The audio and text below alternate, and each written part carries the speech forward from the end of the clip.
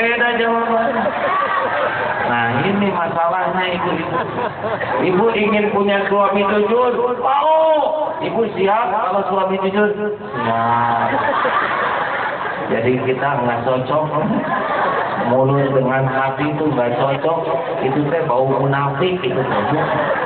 A, B, setuju, tidak, gitu itu. Teruskan. Umur 40 tahun Allah menakdirkan Nabi Muhammad diberi wahyu. Mulailah saat itu ujian yang sangat dahsyat. Bayangkan, dari orang yang tadinya dipuji-puji, langsung robah dicaci maki. Dari yang tadinya dicintai, langsung dimusuhi. Dari yang tadinya didekati, jadi dijauhi. Yang tadinya diangkat-angkat, dijatuhkan. Hanya seorang yang membenarkan risalah beliau pada awalnya, Siti Khadijah. Bayangkan, dari diangkat, diturunkan, didekati, dijauhi. Dihina, difitnah, dicaci maki, dianggap orang gila, dianggap tukang sihir, dilempari batu, sedang sujud, dibuang kotoran unta, darah unta, isi perut unta di kepalanya. Bayangkan, seorang diri dikepung dari mana-mana. Cuma satu Siti Khadijah diboikot 3 tahun, gak bisa kemana-mana. Sampai ada sahabatnya yang makan kulit yang udah ketemu dibasahi baru dimasak, hanya kulit kering, saking tidak ada apa-apanya. Tapi dalam tempo 23 tahun, robah jadilah Arab. Semuanya masuk Islam, bahkan tembus ke Afrika, ke Eropa, ke Asia, sampai ke negeri kita. Sampailah kita jadi orang Islam. Apa ini rahasianya? Hanya 23 tahun robah semuanya. Kita udah lewat 23 tahun ya. Ada yang kita 23 tahun umur nggak ngefek apa-apa tuh. Nggak ada yang robah selain jadi beruban, jadi keriput, jadi encok. Ada di antara kita boro-boro merubah dunia. Boro-boro merubah lingkungannya, ngerubah dirinya aja ada yang nggak bisa. Puluhan tahun itu mulut nggak robah-robah, comel, bawel, rewel. Ibu, hati-hati nih, jangan-jangan kita makin lama makin tua tuh nggak ada arti apa-apa. Karena orang yang sukses itu orang yang robah. Dia banyak dosa nggak apa-apa. Penjahat robah jadi ustadz itu bagus. Kalau ustadz robah jadi penjahat itu sul khotimah jelas. Nabi Muhammad bisa melakukan perubahan. Mau tahu rahasianya? Mau? Nih, ketika ditanya ya Rasul, mengapa engkau diutus ke bumi? Jawaban Rasul sederhana. Innama bu'itsu liutammima makarimal akhlak. Sesungguhnya aku diutus ke bumi hanyalah untuk menyempurnakan kemuliaan akhlak. Akhlak yang bisa menjadi pilar perubahan. 3M masih ingat? Mulai dari diri sendiri, mulai dari hal yang kecil, mulai saat ini. Itulah akhlak Nabi. Mulai dari diri, mulai dari hal yang kecil, dan mulai saat itu beliau berubah. Akhlak. Kenapa di TV sekarang sibuk apa? Sentura-senturi yang apa? Allah nggak begitu ngerti. Ibu juga nonton juga nggak ngerti ya.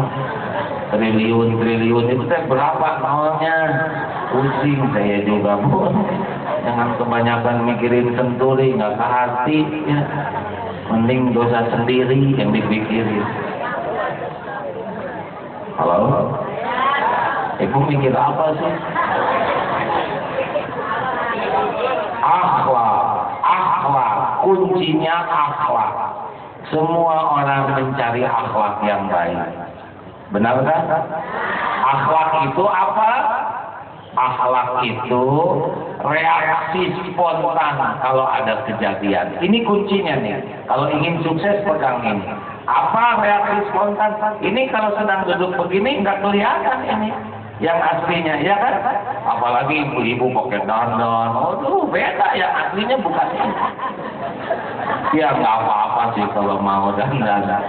Ini nggak asli nih kita sekarang lagi duduk tenang. Apalagi yang depan-depannya kalem. Apalagi yang duduk dekat atasannya, oh iya, nggak asli. Yang asli itu kapan? Nanti kalau ada kejadian. Reng, piring pecah. Kalau di sini mah tenang. Kalau ini, nah, di mana mata kamu? Di mana mata kamu? Mata aja nanya. Kata si bibi teh ini, Bu. Ibu juga suka tahu. Orang yang tukang marah keluar dari masjid sendal hilang. Kareos ya jelema teh. Wah, itu mulutnya sudah jelek. Aslinya atau dipuji, alhamdulillah anak cece ranking 1 ya, alhamdulillahirabbil alamin. Memang keluarga kami ini keluarga cerdas dan sudah pasti dengan cerdas. Saya juga dulu di sekolah sih nggak ada yang nanya. Dicaci gagal, dipuji gagal, reaksi spontan. Nih punten ya, kalau sedang duduk begini kan ada yang mules mungkin nunggu dari tadi, miring. Peletek aja, nggak ketahan. Tapi kalau orang-orang yang akhlaknya baik pas ngedengar kentut, alhamdulillah. Aduh ibu, maaf saya nggak ketahan. Sudah, tidak apa-apa. Saya bersyukur berarti telinga saya masih peka bisa mendengar suara terlembut ini. Ada jarang yang kayak gitu, saya juga belum tentu kayak gitu. Pas tercium bau, alhamdulillah. Berarti hidung saya masih normal, bisa mencium bau badak begini. Kalau dihina, kalau orang dihina, monyet. Kalau yang akhlaknya jelek, anjing. Jadi binatang. Kalau yang akhlaknya baik, monyet. Bukan. Reaksi spontan itulah akhlak. Dari mana supaya akhlaknya baik? Ini pesantren nih Pak Punten ya Pak ya. Orang biasanya ngedidikan anak ke pesantren itu supaya akhlaknya baik. Betul tidak? Kenapa anak saya di pesantren kan akhlaknya kurang baik? Kalau ada yang ngomong gitu, dengar ini jawabannya. Akhlak baik tergantung hati.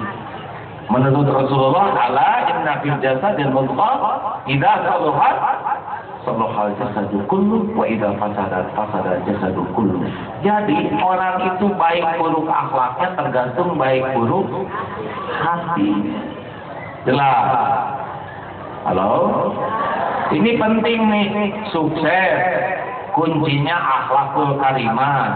Akhlak baik, kuncinya hati baik. Hati baik seperti ayat yang diucapkan Pak Kiai, yauma la yanfa'u malun wala banun illa man atallaha biqalbin salim. Yang disebut hati yang baik itu hati yang bersih, selamat. Bagaimana supaya hatinya bersih selamat? Mau tahu?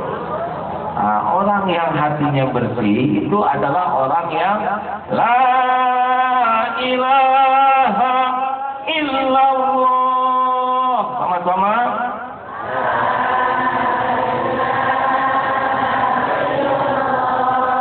Tiada Tuhan selain Allah. Adakah Tuhan yang lain selain Allah? Orang yang punya Tuhan selain Allah pasti akhlaknya jelek, yang menuhankan harta. Dia akan korupsi, dia akan maling, dia akan mencuri, karena Tuhan dia harta. Akhlaknya turun. Yang menuhankan jabatan. Nih, punten ya Pak ya, nggak niatnya dari siapa-siapa. Nih, yang menuhankan jabatan kan dia nyender kepada jabatan.